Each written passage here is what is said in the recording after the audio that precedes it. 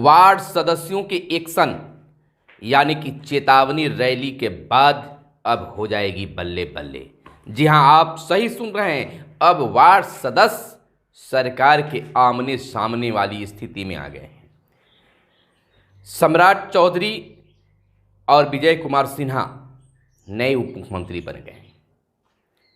पहले तेजस्वी यादव उप मुख्यमंत्री के रूप में थे, लेकिन अब वर्तमान कुछ और है। लेकिन मुख्यमंत्री नीतीश कुमार ही हैं। 30 जनवरी को सभी वार्ड सदस्य अपनी एकजुटता दिखाते हुए एक साथ इस्तीफा देने वाले थे, लेकिन इसी बीच सरकार बदल गई और उन्होंने सामूहिक इस्तीफा वाले कार्यक्रम में थोड़ा सा तब्दीली कर दी और उस इस्तीफा कार्यक्रम को जो 30 जनवरी को पटना में हुआ, उनको चेतावनी रैली में बदल दी। अब चाहे तेजस्वी की सरकार हो या भाजपा की सरकार हो, यानी राजद की सरकार हो या भाजपा की सरकार हो, अब वार्ड सदस्यों की समस्याओं से सभी अवगत हो गए हैं। गणेश चौधरी जो कि वार्ड सदस्य के पंचायत वार्ड सदस्य संघ के अध्यक्ष हैं, उनके नेतृत्व में चेतावनी रैली निकाली गई।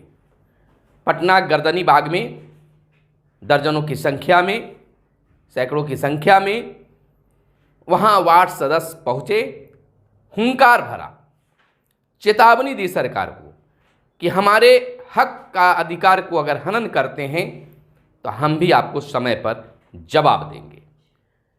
जैसा कि गणेश चौधरी जो हैं, उन्होंने साफ तौर पर कहा है कि अगर समय रहते, चाहे जिसकी भी सरकार हो, अगर हमें हक और अधिकार नहीं मिला, हमारे सम्मान वापस नहीं दिए गए, तो आने वाले लोकसभा चुनाव में वार्ड सदस्य सबक सिखाएंगे। इतना ही नहीं, अपनी उम्मीदवार भी उतारने की बातें अब वार्ड सदस्य में आम होने लगी है। बस समय का इंतजार है और वार्ड सदस्य संघ का कोई बड़ी मांग नहीं। उनका कहना है कि जो सरकार ने चुनाव के समय, चुनाव से पहले जो वादा किया था, उस वादा को सरकार धरातल पर उतारे। हमें जो वार्ड में होने वाले काम हैं उस पर मेरा अधिकार हो, वही हम चाहते हैं। हमारा हक अधिकार का हनन नहीं हो।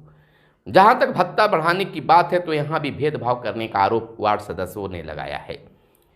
जहाँ सभी प्रतिनिधियों को, पंचायत प्रतिनिधियों का मानदेय भत्ता दोगुना किया गया, वहीं वार्ड सदस्य का 500 से 800 किया गया। वहाँ भी इनके साथ दो रंगी नीति अपनाई गई।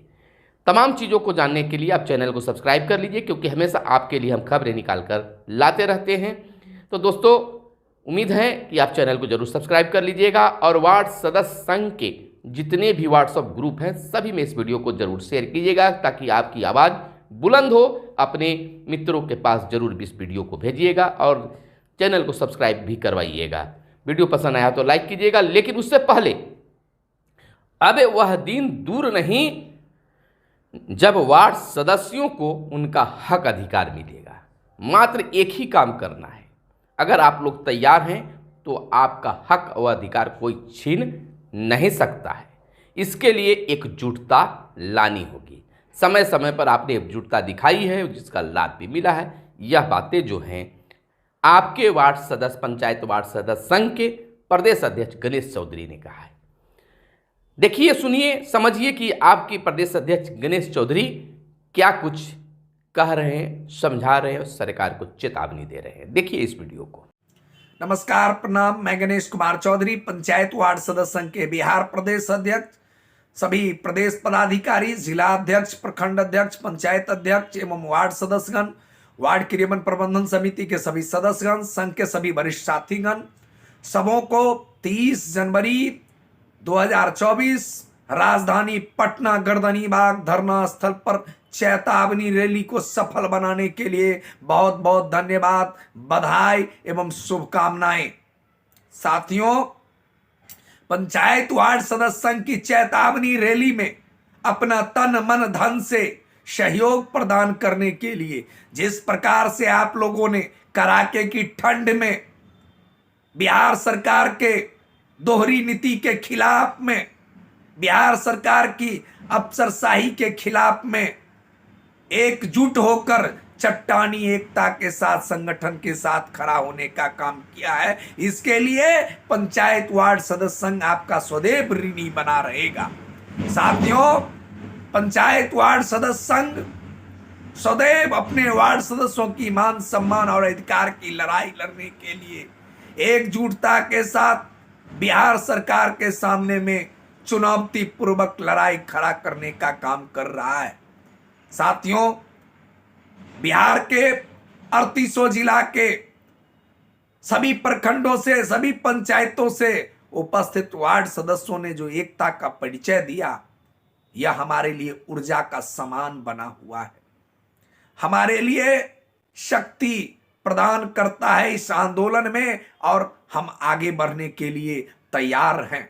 जिस प्रकार से आप सभी साथियों ने कल एकता का परिचय दिया, चट्टानी एकता के साथ वहां पर पंचायत वार्ड सदस्य संघ के चेतावनी रैली में डटकर एक दबाव बनाने का काम किया, बिहार सरकार के सामने में संघर्षपूर्ण आंदोलन का ऐलान किया, उसी का नतीजा है कि आपका संगठन का कल भी एक बड़ी जीत हुआ कि माननीय मुख्यमंत्री श्री नीतीश कुमार जी के मुख्य सचिव अमीर सुबहानी साहब के सामने पंचायत वार्ड सदस्य संघ की 9 सूत्री मांग पत्र को बजट सत्र में ले जाने का आश्वासन मिला है।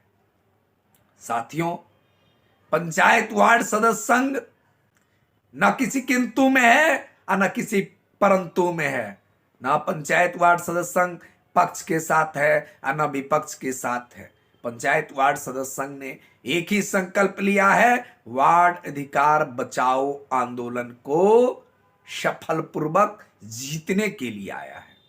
पंचायत वार्ड सदस्य संघ कल अगर वार्ड सदस्यों को अधिकार नहीं मिलता है तो 2024 में बिहार के 400 लोकसभा सीट पर प्रत्याशी उतारने का भी संकल्प का घोषणा कर दिया है। पंचायत वार्ड सदस्य संघ वार्ड सदस्यों की मान सम्मान और अधिकार दिलाने के लिए अंतिम सांस तक लड़ने का संकल्प लेकर मैदान में ऐलाने जंग का ऐलान किया है। साथियों, आप सभी साथियों ने बार बार एक प्रश्न को दोहराया था कि पंचायत वार्ड सदस्य संघ आखिरी फैसला पर क्यों नहीं आता है।